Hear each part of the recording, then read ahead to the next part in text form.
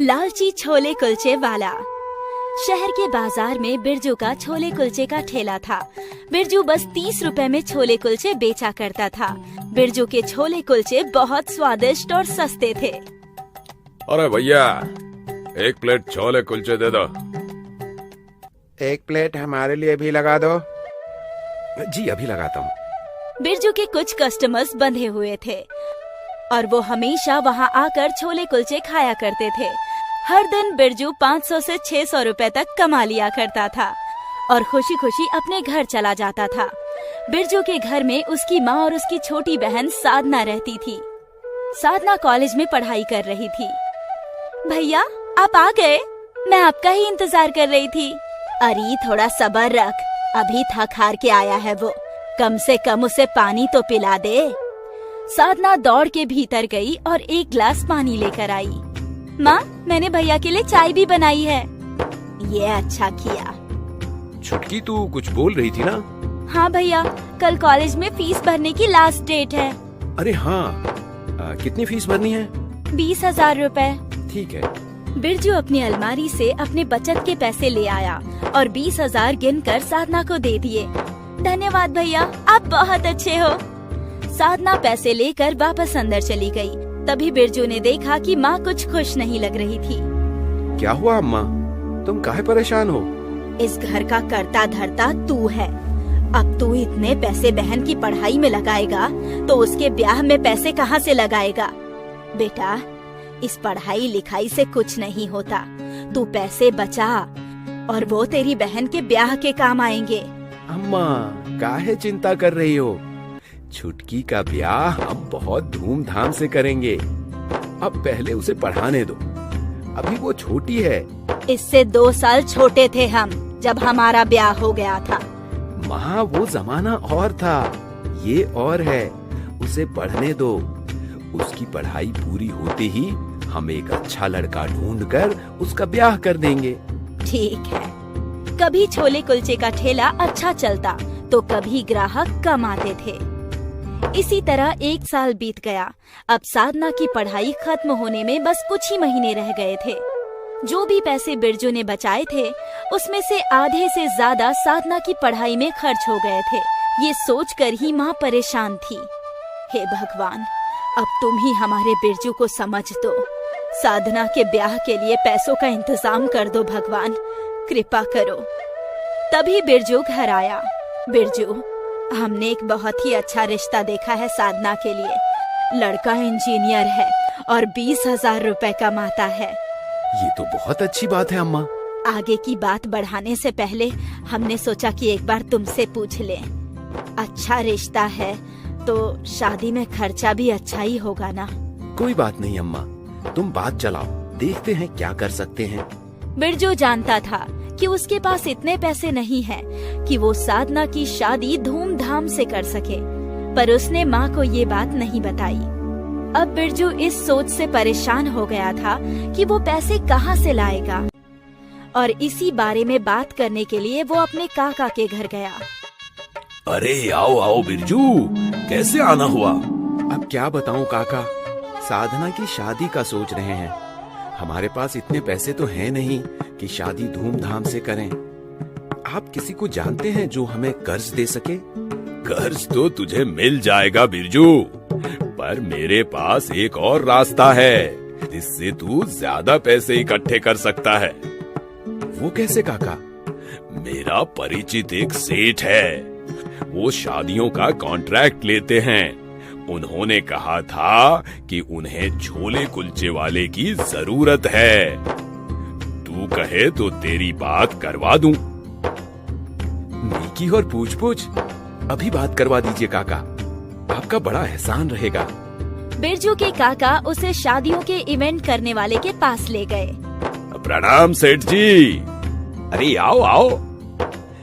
सेठ जी, आपको एक छोले कुलचे वाले की जरूरत थी ना? ये बाजार का मशहूर छोले कुलचे वाला है। इसके छोले कुलचों का स्वाद ही निराला है। अच्छा, मुझे ऐसे ही किसी की तलाश थी। बेटा एक काम करो, कल एक शादी है, तुम वहीं आ जाओ। देखते हैं लोगों को तुम्हारे छोले कुलचे कितने पसंद आते हैं। जी सेठ जी, मैं पहुंच जाऊंगा।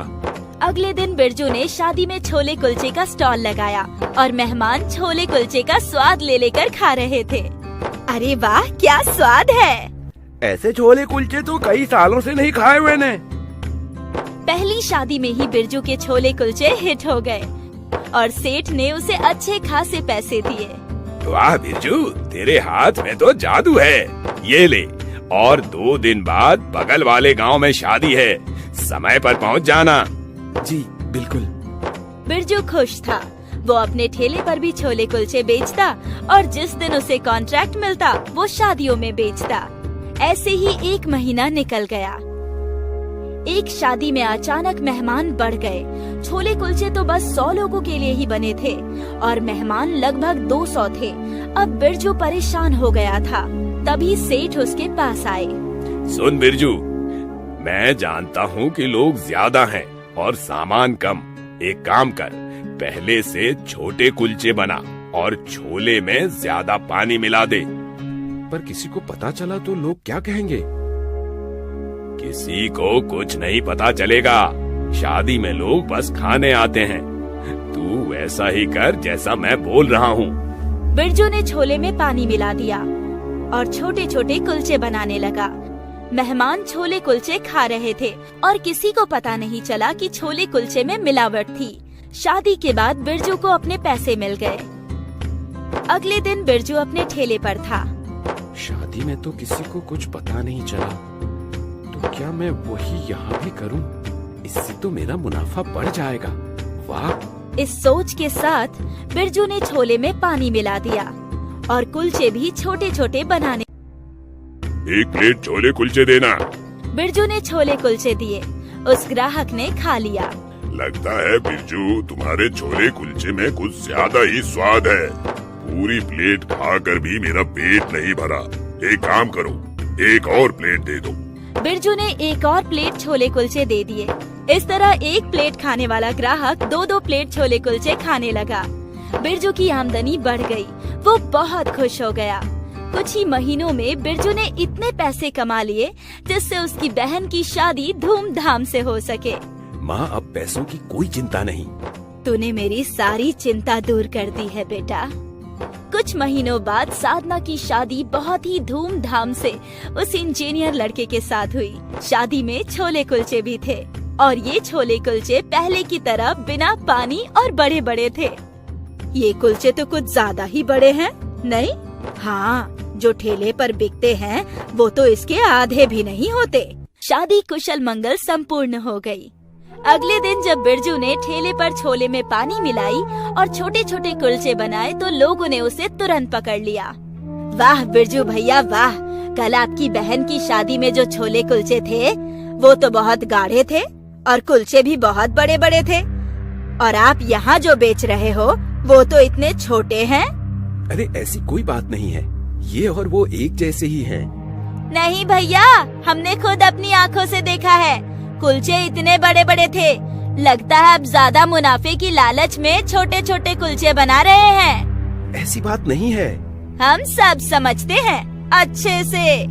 वो औरतें वहाँ से चली गई और पूरे बाजार में ये बात फैल गई कि बिरजू छोले कुलचे में मिलावट करता है। धीरे धीरे उसके ग्राहक कम हो गए। अब बिरजू दिन भर ठेले पर मक्खियाँ मारते बैठा रहता था। इससे अच्छा तो पहले था। कम कमा रहा था पर कम से कम ग्राहक तो थे। परेशान बिरजू एक बार फिर अपने काका के पास गया और उन्हें सारी बात सच सच बता दी। मेरे लालच की वजह से मेरा अच्छा खासा धंधा डूब गया, लेकिन अब मैं क्या करूं काका? अब एक ही रास्ता है, तू दूसरे शहर जा और वहाँ पूरी ईमानदारी से छोले कुलचे बेच, बिना लालच किए। आप सही कह रहे हैं काका। अब जिंदगी में कभी लालच नहीं करूंगा काका, मैं कसम खाता हूँ। बिरजू को काका की बात सही लगी और कुछ ही दिनों में बिरजू दूसरे शहर आ गया, फिर से नई शुरुआत करने। छोले कुलचे ले लो, स्वादिष्ट गर्मा गर्म छोले कुलचे। ज्यादा पैसों के लालच के कारण बिरजू का भट्टा बैठ गया था और धंधा बर्बाद हो गया था और उसे वापस से नई शुरुआत करनी पड़ी। इससे तो अच्छा होता कि वो लालच करता ही नहीं।